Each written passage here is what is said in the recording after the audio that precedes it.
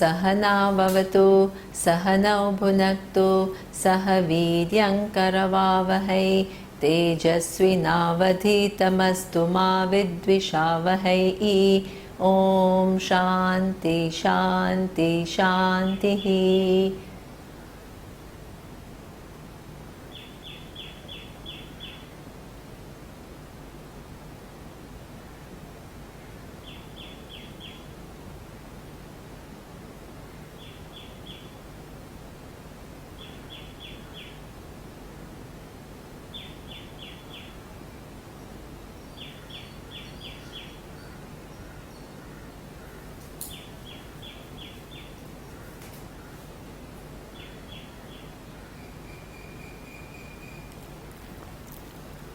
So the question was asked as to what then accounts for the creation, even though we understand that Atma has never undergone any change. It is something which is the truth of time, space and every object. But how then all these things came about without consciousness ever undergoing any change? Okay. So then we talked about the intervening factor, which is what we call Maya. Maya, by its very nature, we can say it is nothing but all knowledge which has the capacity to manifest.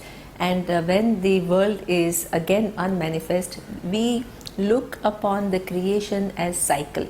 We don't have the linear kind of understanding of the universe where it is only one time creation and it began at a given point in time.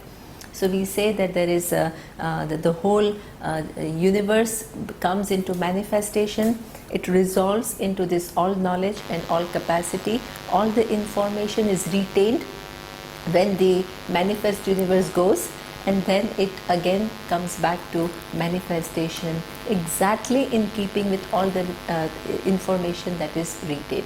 Okay. So therefore there is a link between the manifest and the one manifest cycle and the next manifest cycle. They are not totally independent, because the knowledge which is stored, that accounts for the next cycle of creation. Now just because we see in this creation three different types of gunas, sattva, rajas and tamas, you attribute these gunas to this all knowledge and all capacity. Okay. So therefore in that way, if you look at the universe, then not only the human beings have gunas, sattva, rajas and tamas, but even the elements and the capacities are construed to have gunas here. Okay. So it says that from the it said from the sattva amsha of this Maya, each of the sense organs are born. Okay. And then for the sattvic amsha of the five elements, so that means that even the elements have sattva, rajas and tamas, and from the sattvic amsha of one element, which is akasha, your shotrindriya, which is your hearing capacity, is born. Okay. And when the five elements, sattvic amshas, come together, then this is what accounts for the mind. And mind, antahkarana, has four parts, which is manas, buddhi, chittam and ahankara. What is important here to see is that the subtle here we are talking about the subtle five elements and the sattvic aspect of the subtle elements, which does, why do we call it sattvic? Which does the most sophisticated job in the creation. The sense organs do the most sophisticated job of, without which interacting with the universe is not possible. Okay. So that means you need sense organs, and you also need the mind, which processes what the sense organs report, to have the most meaningful interaction. The extent to which you can make the best of the creation depends upon the capacity of your senses, and then the capacity of the mind to interpret or to process what your senses are reporting. So because it is the most intricate function, that is made up of sattvic amsha. Now we will see what is made up of rajas amsha.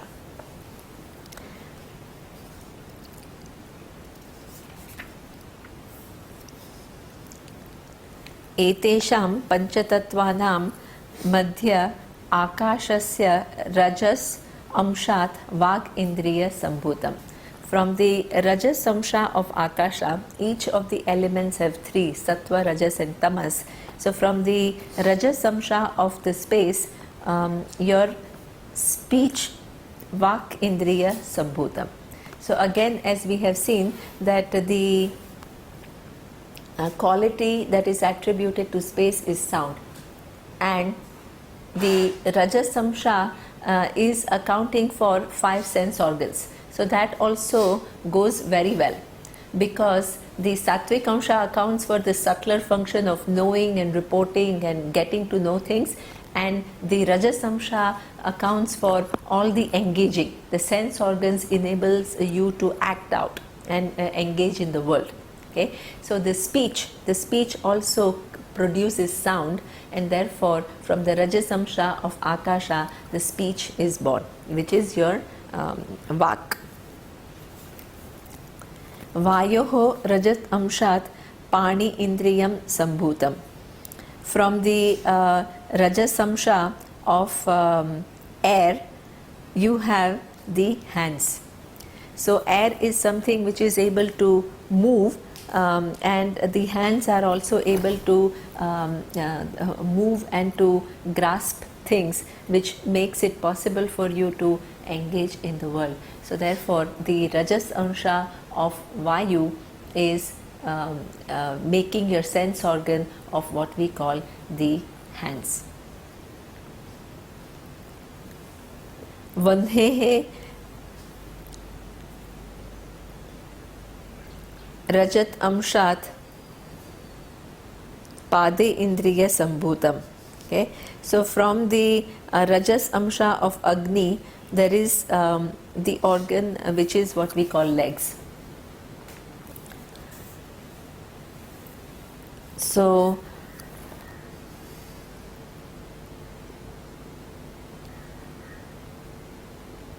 the feet are something where you are able to, just as the hands are able to grasp, you need the feet to actually move around and to accomplish things. So the rajas amsha of agni is producing what we call this organ leg. Jalasya rajas amshat uddhendriyam sambhutam. So from the rajas aspect of water, the organ of evacuation is born. So that is easy to see the connection, because the water is the one which is able to digest the food, and it also is able to facilitate the process of elimination. So this is why the rajas amsha of water is bringing this organ of evacuation. Prithivyaha rajas amshat upasthe indriya sambhutam. From the rajas amsha of the earth, the genitals are born, because then there is a possibility of procreation and prolonging the life on earth. So that means everything that is related to action is coming from, enabling me to act, is coming from rajas amsha of the 5 elements. Okay, and everything which is related to knowledge and higher learning, which actually decides how evolved you are, is coming from sattvic amsha. Then etesham samashti rajasa amshat pancha prana sambhutaha. From the 5 elements combining together, the rajas amsha of that, the rajas portion of that accounts for what we call pancha pranaha. So the 5 pranas which we talked about earlier, which actually makes the whole body alive. So the 5 pranas are inhaling, exhaling, digestive system, circulatory system, and also the prana which is the last prana which leaves the body. So the rajas amsha coming together of all 5 elements accounts for pancha prana. So here we have to see that here the sense organs and organs of action, this is all at a subtle level, and all the 5 elements that are involved are at subtle level.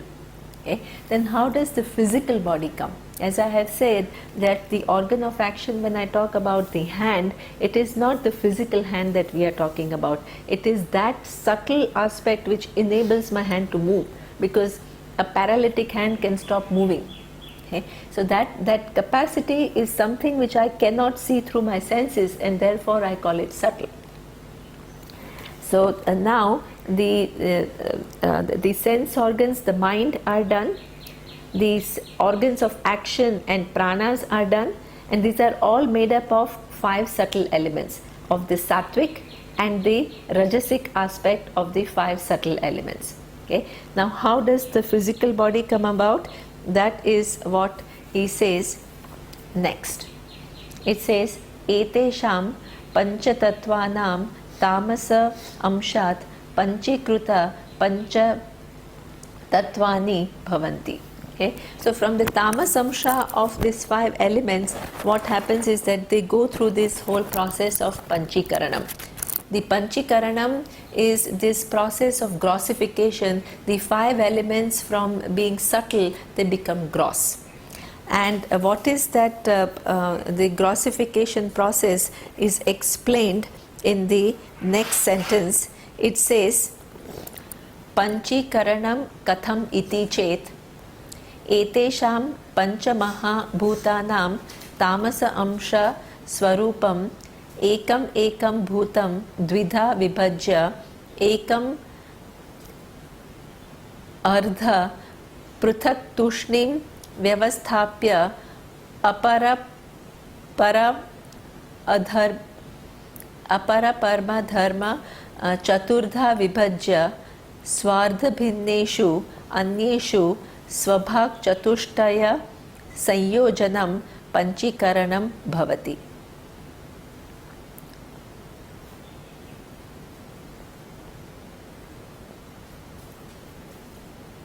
Vyavasthapya aparam ardha chaturdha. Okay, so what is said is that now these are only the sattvic and rajasic amsha of the 5 elements are already utilized. So now we are talking about the subtle 5 elements and the tamas of the subtle 5 elements. They combine together and undergo the process of grossification. And grossification is said to be that each element is the tamas amsha of akasha is divided in half, and the half is akasha, and the other half is divided equally among the other 4 elements. So you will have in that the what we call gross akasha, you will have, which is made up of tamas element. Okay? You will have half akasha, you will have 1/8 agni, you will have 1/8 vayu, 1/8 prithvi, and 1/8 water. So this is what we call the gross akasha. Then you have the gross vayu. So there the vayu will be half, the tamas amsha of vayu will be half, then the other half is the other 4, 1/8. Okay? And similarly it happens for all the 5 elements.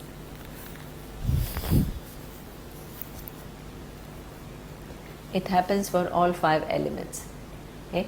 So this is how the physical universe that we see is the grossest, and that comes from tamasic amsha of the 5 elements which have gone through the process of panchikaranam. And this is why in this gross universe, even if you say it is akasha, that akasha is mixed with 1/8 of the other 4 elements. Okay? And when you talk about vayu, the vayu is mixed with the other 4 elements, 1/8 of the other 4 elements. So therefore things are not pure. So that's why you find that one characteristic, one guna of one element you also find in other things, because everything is a mixture of actually all 5 elements, and this is what we call the physical universe. So from this physical universe comes, from this physical 5 elements comes what? He explains, etebhyaha panchikruta panchamahabhutebhyah sthula shariram bhavati. What comes from these grossified five elements is the physical body. So physical body is coming from the tamas amsha of the five elements which are grossified. Okay. And the sense organs come from the sattvic amsha of the five elements, and the organs of action come from the rajasic amsha of the five elements. Okay. And that really falls well between the five elements and what all they can do and which aspect can do what. Okay. So that division is something which is very useful to know, that there is so much order in the creation. The five elements have their characteristics, and in their sattva aspect you have the capacity of hearing, okay, and in the rajas aspect you have the capacity of speech. Okay. So that way you can just corroborate. It's brilliant. Okay. Then he says, evam pinda brahmanda yoho aikyam sambhutam. So now what is the point of this whole large process of panchikaranam, and you know that there is this so-called all knowledge, and then there is this five elements, and this five elements have three aspects, and each one creates different organs and different parts in the universe. What is actually the point in all this? That is explained in the next line, which it says, evam pinda brahmanda yoho aikyam sambhutam. Whether you look at this one given physical body, or you look at a galaxy, or you look at the sun, or you look at any given object, the tree, the animals, the reptiles, the insects, bacteria, everything that has come about here, living and so-called inert, the sentient and insentient being, is actually made up of these five elements. Okay? So the physical body of the cow is made up of these grossified five elements, which are tamas amsha.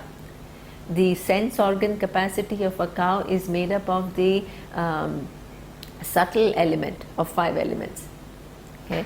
And then the capacity to act on part of the cow is coming from the rajasic amsha of the five elements. So that means the whole universe, whether you look at your own personal body mind sense complex, or you look at the body mind sense complex of anything else, or the inert objects which are mountains and rocks and planets and stars, and all that is nothing but made up of these five elements. If they don't have subtle body, okay, for example, in the inert things, what do you have? You don't have the subtle aspect. So you don't have the akasha's subtle element, the sattvic and rajasic. You have only tamas, because the sense organ and organs of actions are not there. The prana and the buddhi is not there. What happens in the inert object is that it is coming from the tamas amsha of the five elements, but they still come from the five elements. Okay. Now the thing that we have to understand here,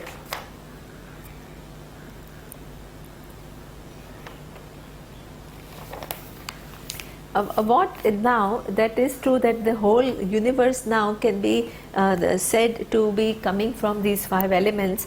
Then what is the point then? How does it then connect to the Atma? So that is explained here in the next verse. Sthula sharira abhimani jivanamakam brahma pratibimbam bhavati sa eva jivaha prakrutya swasmat ishwaram bhinnatvena janati. What is interesting is that this is the creation. What is the reality? That everything is actually nothing but Brahman, the Atma, okay, which is Satyam, Jnanam, Anantam, from which all these five elements came about. How did these 5 elements come about? There is an intervening factor called all knowledge. From there, these 5 elements as though came about.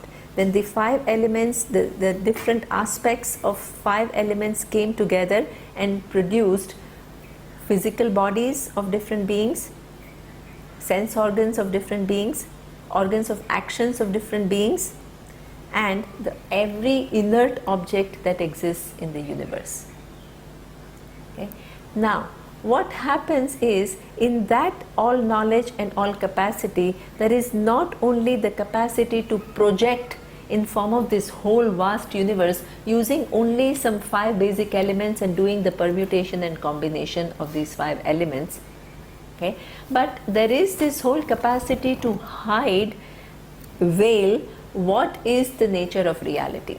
If everybody is born knowing that I am that Brahman, Satyam, Gnanam, Anantam, from which all these 5 elements have come, and 5 elements have combined together to make my body, to make my sense organs, to make my organs of action, my mind, my prana, everything has come from there, and everything has its being in this one reality, then there is no problem. All of us would be enlightened beings. Nobody would have any confusion. Nobody would take oneself to be one tiny individual and struggle to achieve things in life for one's fulfillment.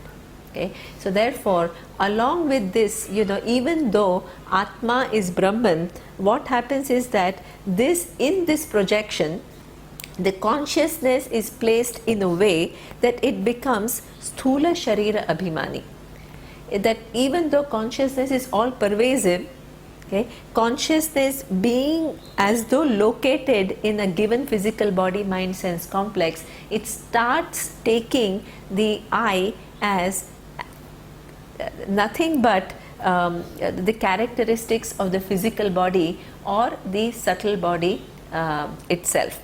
Okay? And that what we call that which is actually Brahman, that the consciousness which is actually limitless, okay, due to non-recognition of its own nature, begins to identify with the physical body, and that physical subtle and the causal body, and that entity, there is almost like a consciousness which is the entity, okay, and that is what we call Jiva. Jiva is the individual. That Jiva individual is something which is experiencing the world right now. Once this physical body is fallen, then other karmas which are in one's account will bring about a different physical and subtle body, and that way the Jiva will continue to experience the world in many different lifetimes through cycles of creation. What is the beginning of Jiva?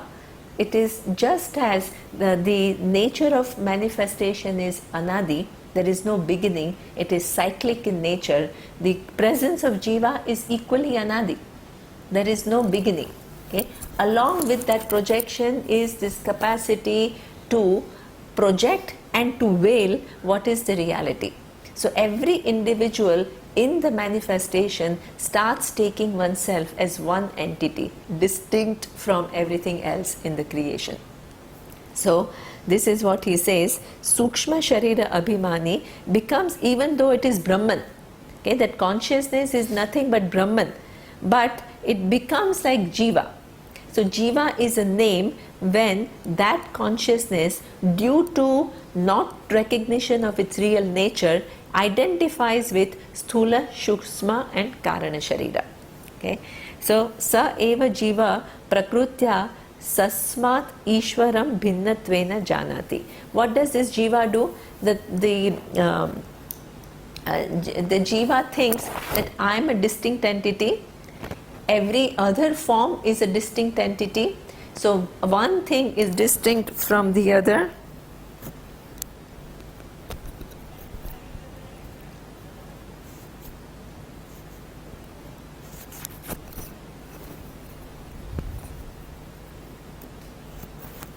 It was hurting me.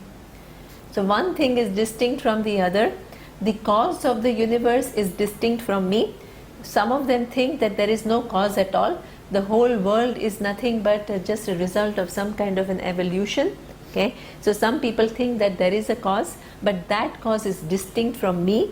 I am subject to all the ruling of that big cause. Okay, there is everywhere there is a distinction. I am different from everything else. I am different from the cause of the universe. I am different from the universe itself, and this is what the orientation the person has with which one continues to live not only one life but lifetimes. Okay. So this he says, saha eva jiva prakrutyat sasmat ishwaram bhinnatvena janati. Avidya upadhi san atma jivaha iti uchyate. So what is this jiva?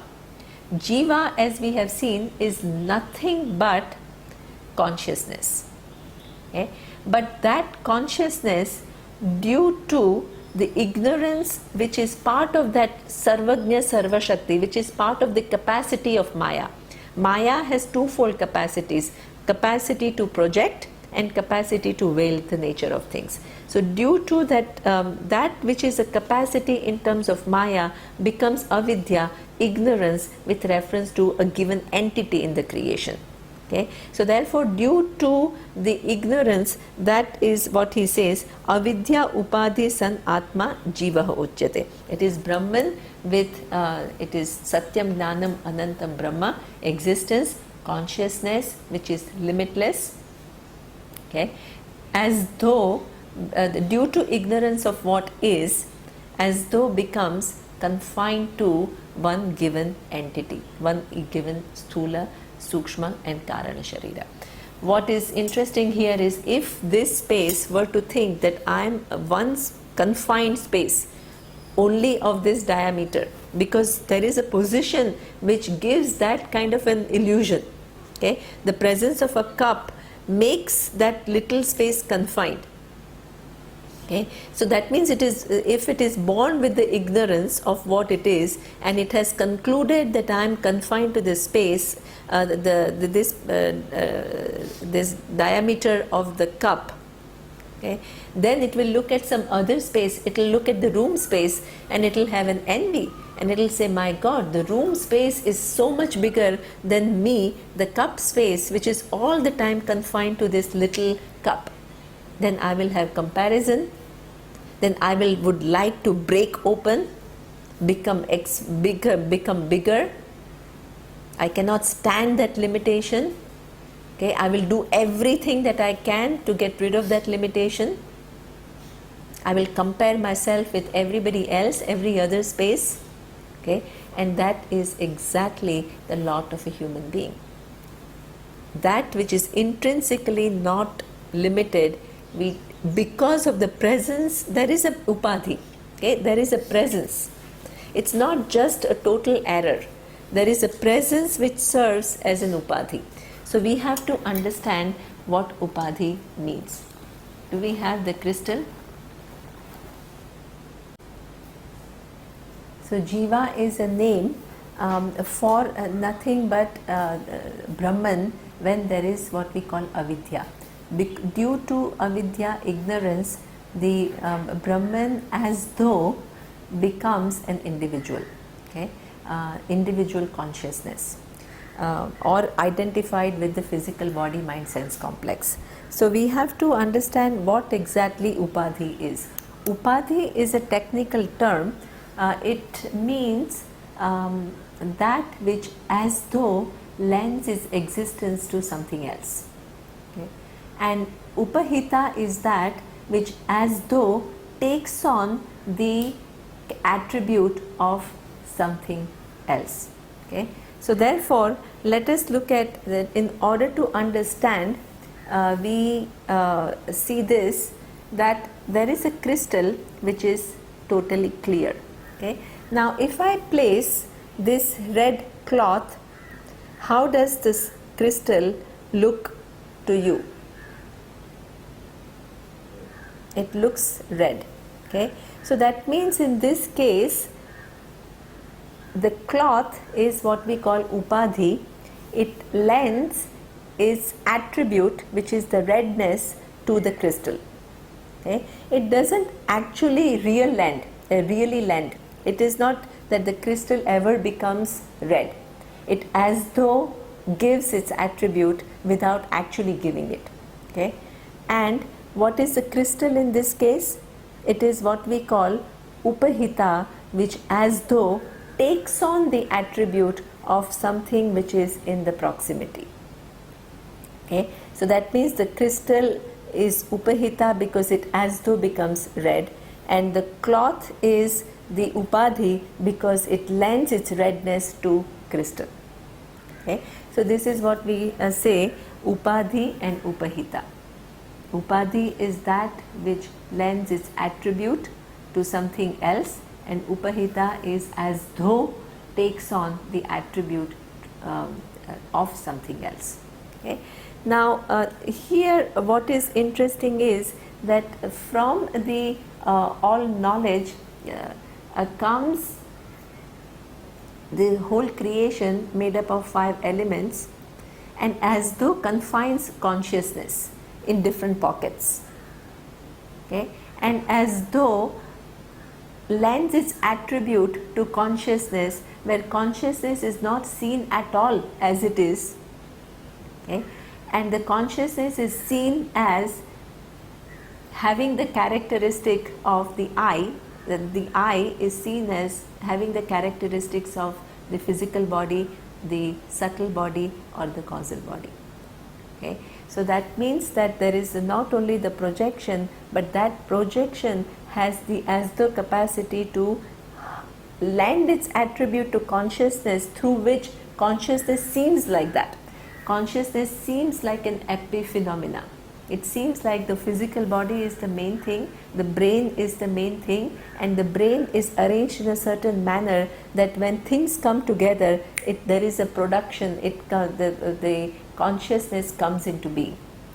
Okay? So consciousness seems to be the product of the world rather than the very truth of the world.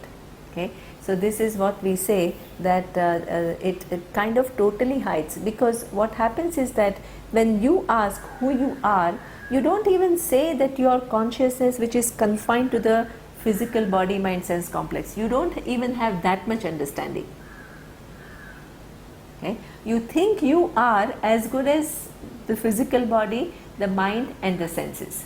One thing is to say I am consciousness which is within, like I am the space which is within the cup.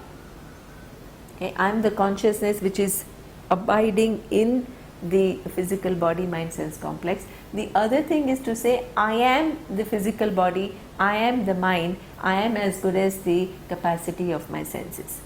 Okay? So therefore this so-called avidya actually becomes an upadhi. It as though hides the nature of consciousness totally from my understanding, and it lends its own attribute to consciousness, which is its own attribute is what? Avidya. Due to avidya there is an identification with the physical body, subtle body and the causal body. So that becomes the upadhi. Okay? So avidya, which then subsequently leads to identification with given bodies. Okay? So this is what we say, that jiva is avidya upadhi becomes a jiva, which leads to identification. It's almost simultaneous. It's not that when first there is avidya and then there is because in the maya itself are all these 3 bodies and there is avidya. So the identification is almost simultaneous. Okay? Then what it says is maya upadhi san atma ishvaraha uchyate.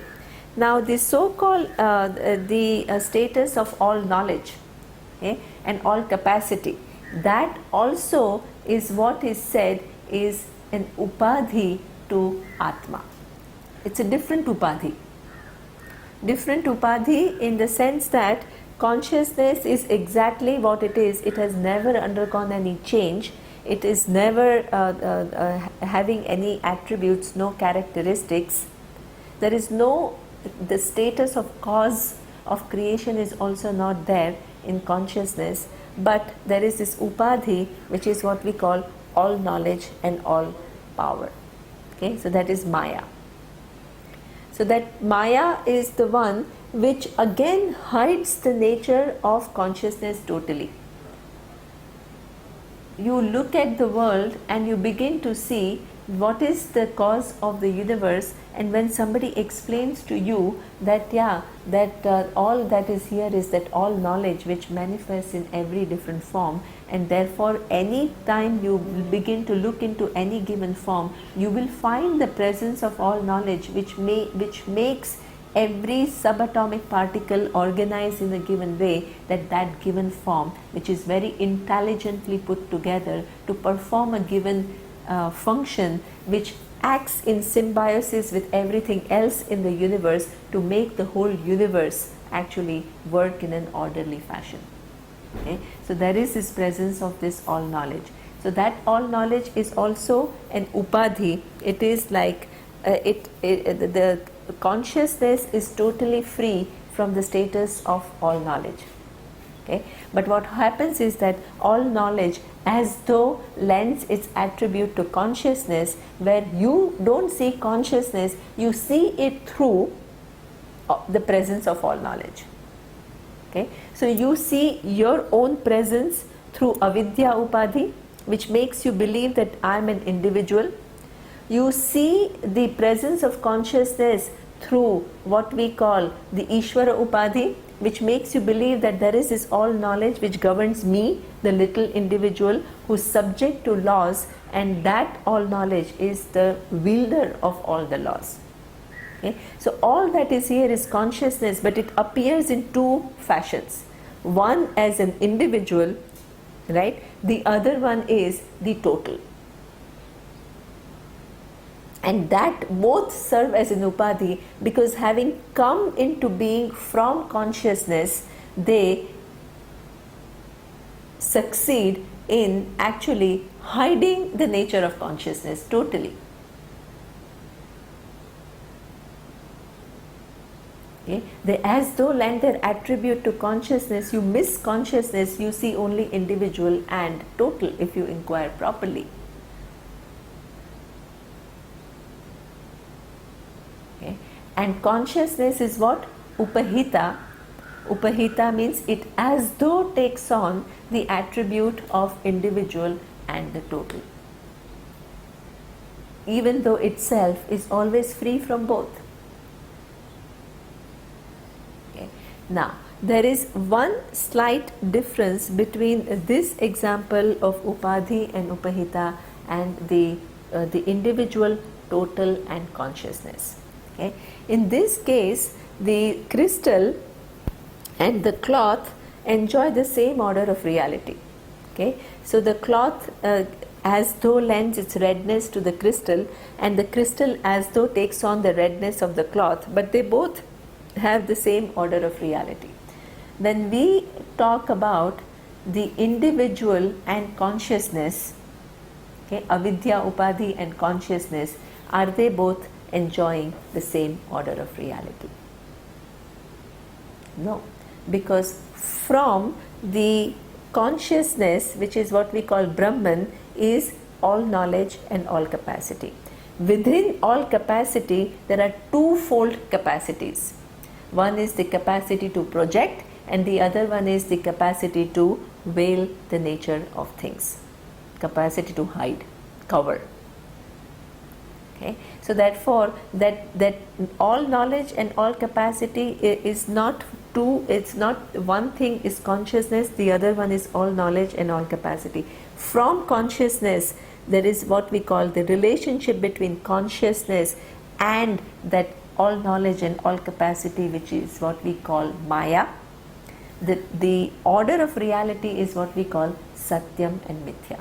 One is independently existing, the other one depends upon consciousness for its existence.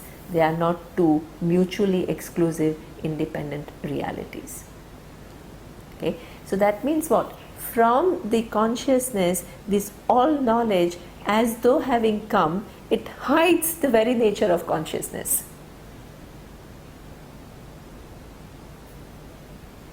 Okay?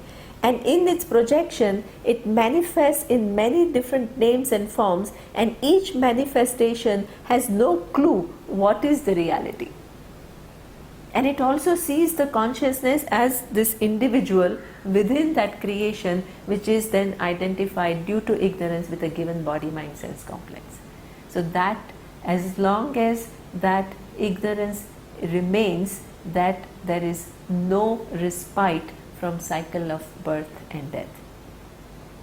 Okay? And this is what we call the one who experiences the world in many different bodies and in many different forms is what we call Jiva.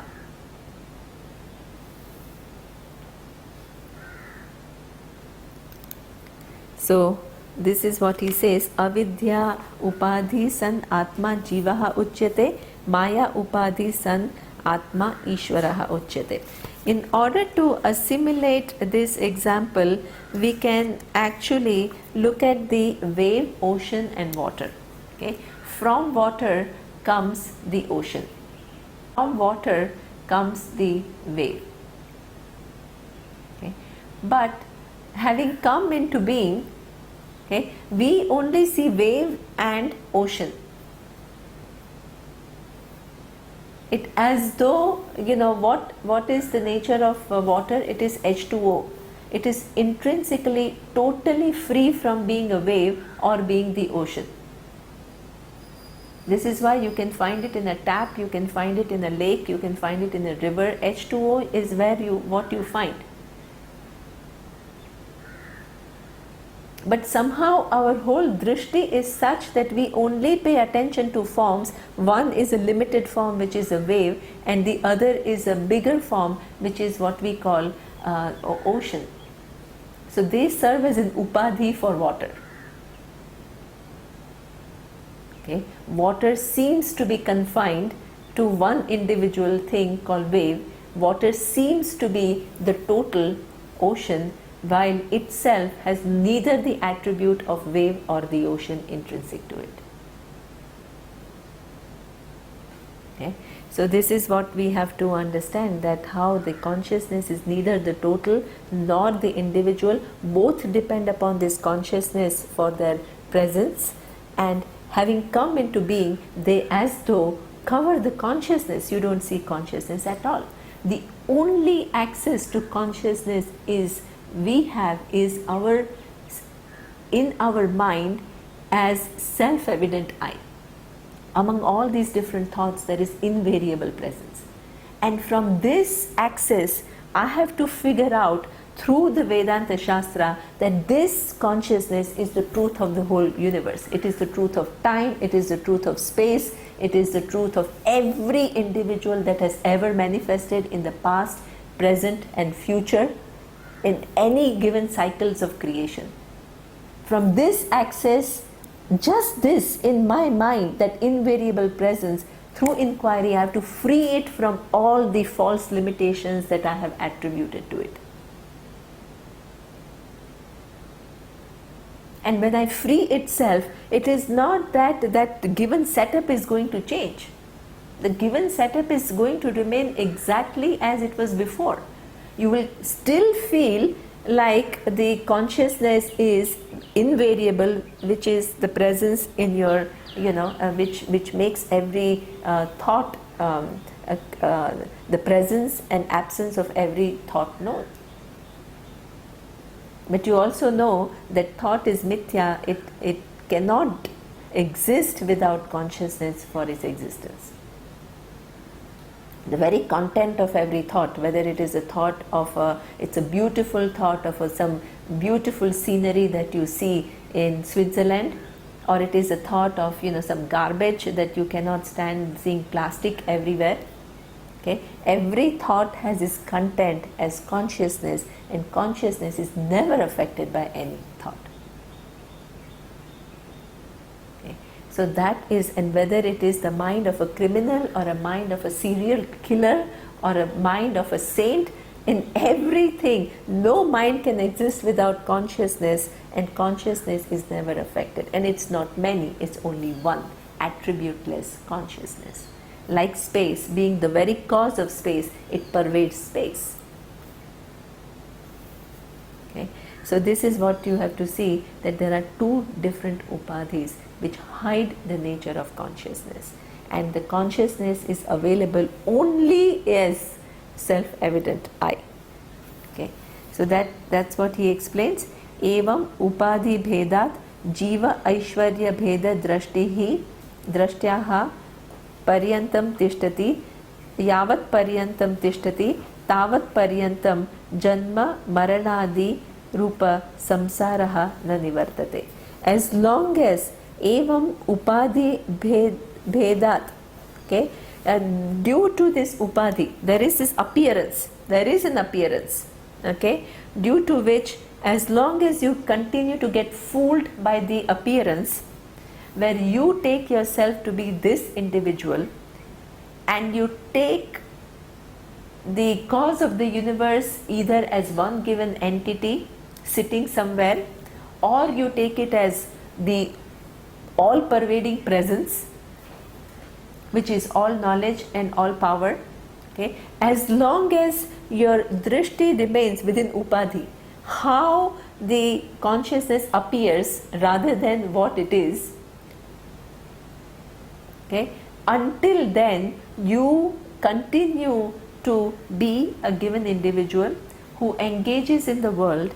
Okay, I have first the ignorance about who I am, then I want to that I superimpose all kinds of limitations and lack and want, sense of want on that I. Then I cannot stand it, I have to get rid of it, and then I engage in the world through my pursuits of artha, dharma and kama to get rid of that limitation. I perform actions, the results of the actions accrue to me. The results are twofold, seen and unseen. The unseen results again continue to stay in my account, and it can give me different births at any given, go on giving me different births through cycles of creation. Even at a given point in time, at this time, for example, after millions of years, if this universe becomes unmanifest, there is all the scientists say that the way the sun keeps on burning its energy, at some point it will run out of its energy, and the sun, the minute sun goes, the whole life on earth collapses.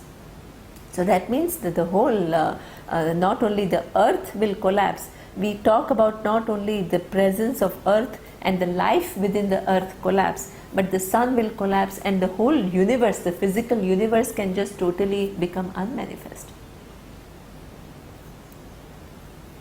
Okay.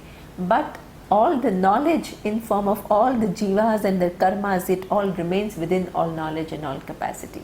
So in the next cycle of creation, there is a continuity. The person comes back according to still one's own karma, which are not exhausted yet, because it's like a software that the programming still remains in what we call Maya or Ishvara. Ishvara transcends the manifestation. Okay? The all knowledge is before the creation of time and space, so it transcends time and space. So this is where he says, until this one is fooled by this appearance of upadhi, of individual and total difference, until then janma, birth, marana, death, etc. etc. means within that there are diseases, there is sukha and dukkha, there is pleasure and pain, there is old age. All these afflictions which are born with as coming as an individual, all that will remain for the person. So what is the point here? That one should not be fooled by the upadhi, the appearance, but see the presence of consciousness, which is the truth of both the individual and the total. Okay. So this is what it says. The next we will see in the next class. Om Purnamadav Purnamidam Purnat Purnamudachyate Purnasya Purnamadaya Purnamevavashishyate. Om Shanti Shanti Shanti. Om Shri Gurubhyo Namaha. Harihi Om.